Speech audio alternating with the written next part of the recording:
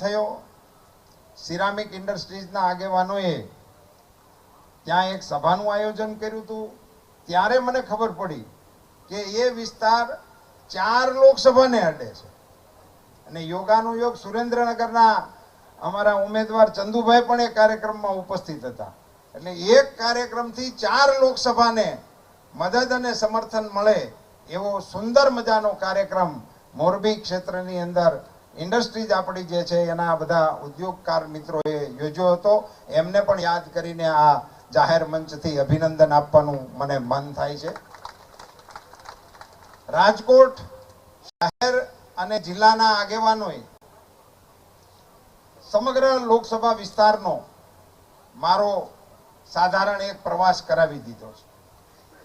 મોટા મોટા ગામોની અંદર જિલ્લા પંચાયતોની સીટ દીઠ અન્ય કાર્યક્રમો કરીને લોકોની વચ્ચે મને સંપર્ક કરાવવાનું એક ખૂબ ઘનિષ્ઠ અભિયાન બંને ટીમોએ કર્યું છે। એ માટે હું શહેરની અને જિલ્લાની ટીમને પણ અભિનંદન આપું છું, ધન્યવાદ પાઠવું। સાથીઓ, આપ બધા જાણો છો અને વિજયભાઈએ જે વાત કરી એ ખરેખર મહત્વની વાત છે કે આ ચૂંટણી શેને માટેની ચૂંટણી છે।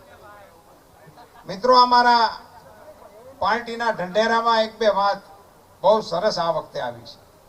આખા ઢંઢેરાનો વિષય તો હું આ ના મૂકી શકું, પણ મારે એક બે વાતનો ઉલ્લેખ અવશ્ય કરવો છે કે મોદી સાહેબે આ વખતે 70 વર્ષથી ઉપરના લોકોને આયુષ્યમાન કાર્ડ આપવા માટેના લાભની વાત આ અમારા ચૂંટણી ઢંઢેરાની અંદર આપેલું વચન છે।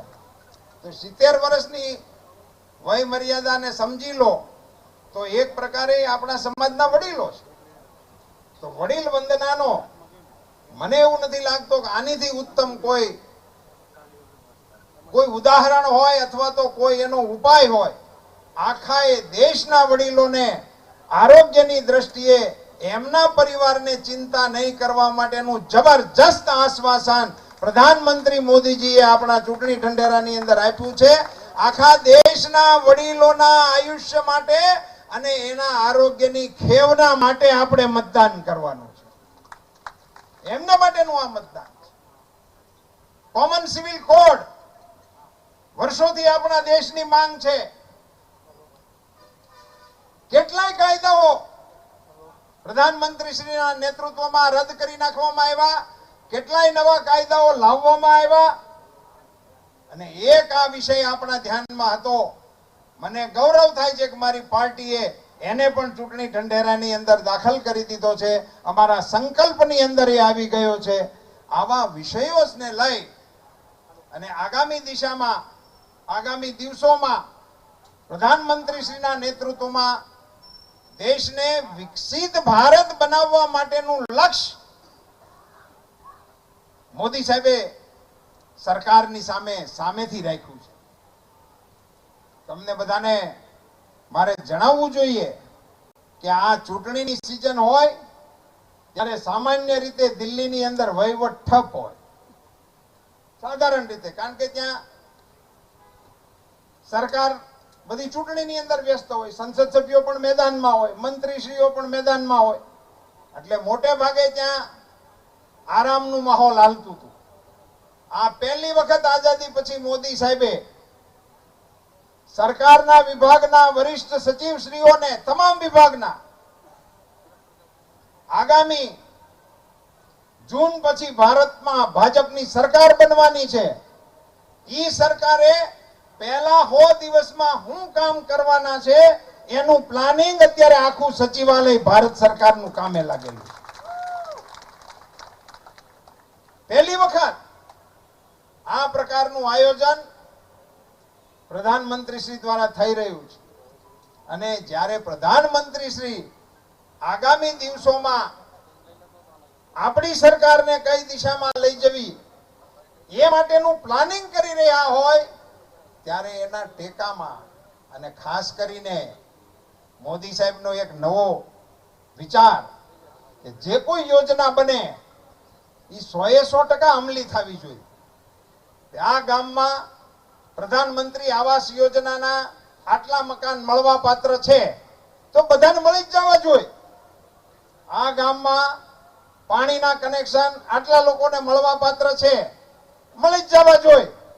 100% અમલ કરાવવાનો પ્રયાસ નરેન્દ્રભાઈ મોદીજી દ્વારા, પોતાની સરકાર દ્વારા વિકસિત ભારત યાત્રા કરીને આખા દેશના ગામોમાં જઈને પૂછી અને પૂરું કરવાનો પ્રયાસ કરે છે.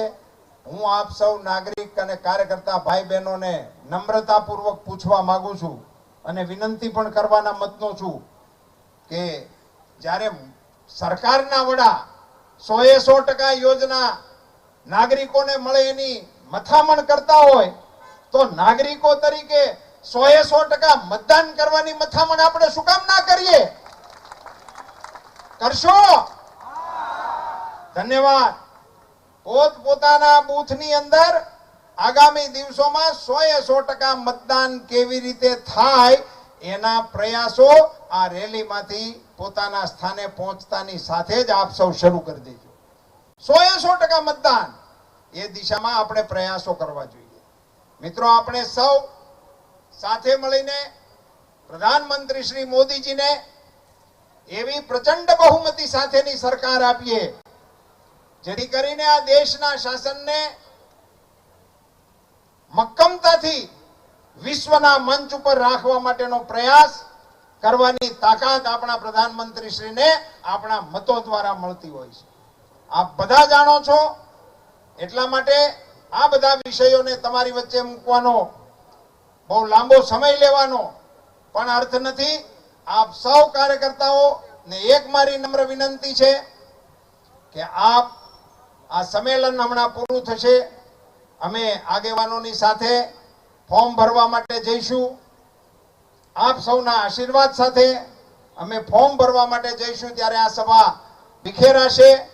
કોઈ પણ જાતની ઉતાવળ વિના શાંતિથી નવલખો હાર તૂટી અને એના મોતી વેરાય, એને કોઈ અડી ન શકે, ખબર ન પડે એમ છૂટા પડી જાય એવી રીતે આપ સૌ પોતાના સ્વસ્થાને શાંતિપૂર્વક જશો એવી એક નમ્ર વિનંતી. મંચ પર જ્યારે આટલા બધા અમારા ક્ષત્રિય સમાજના આગેવાનો અમને સમર્થન આપવા માટે આવ્યા છે, એમનો હું હૃદયપૂર્વક આભાર માનું છું, એમને ધન્યવાદ પાઠવું છું. હું સમગ્ર ક્ષત્રિય સમાજને પણ નમ્રતાપૂર્વક વિનંતી કરવાના મતનો છું. અમારે આપ સૌના સાથની પણ આવશ્યકતા છે. દેશના હિત માટે, રાષ્ટ્રના હિત માટે મોટું મન રાખીને ભારતીય જનતા પાર્ટીના સમર્થનમાં આપ સૌ પણ જોડાઓ એવી નમ્ર વિનંતી સાથે આપ સૌનો ખૂબ ખૂબ આભાર. ભારત માતા કી, ભારત માતા કી, વંદે વંદે. ધન્યવાદ. તો રાજકોટથી ભાજપના ઉમેદવાર પુરુષોત્તમ રૂપાલા વિજય મુહૂર્તમાં ઉમેદવારી ભરવાના છે. એ પહેલા બહુ